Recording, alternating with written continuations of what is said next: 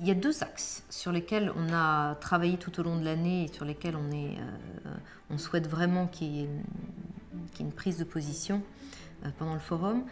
Un, sur les données personnelles culturelles. Cette prise de conscience et le fait qu'on traite vraiment ce sujet avec les deux premières études internationales sur le sujet qui vont être dévoilées lors du forum.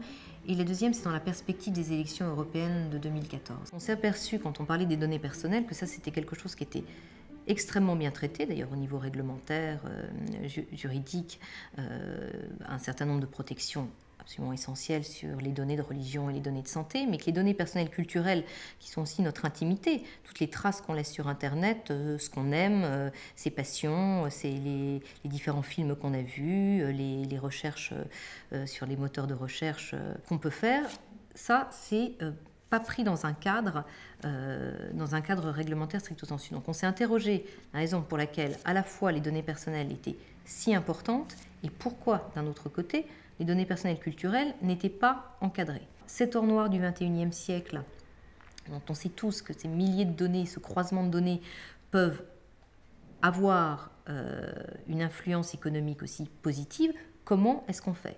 Un exemple très concret, un opérateur de télécom anonymise un certain nombre de ces données, on sait quelle est la racine et donc l'origine de l'appel de Slovène, de Serbo-Croate, d'Anglais, d'Allemand, d'Italien sur la côte dans une ville le 14 juillet, et ça permet à la collectivité locale derrière de savoir quelle est la population touristique qui vient là, quels sont les types de manifestations culturelles auxquelles les gens vont, et tout ça c'est une espèce d'or noir qui est aussi fabuleux pour imaginer comment construire des projets pour les collectivités locales, mais pour les entreprises, et comment est-ce qu'on va organiser justement cette collecte des données et cette mise à disposition ensuite des données. On va avoir aussi un certain nombre de positions assez fortes et des propositions en vue des élections européennes. Pour interpeller le monde politique, on va voir un nouveau Parlement. Qu'est-ce qu'on veut faire concrètement? Comment est-ce qu'on veut construire une Europe de la culture? Avec qui?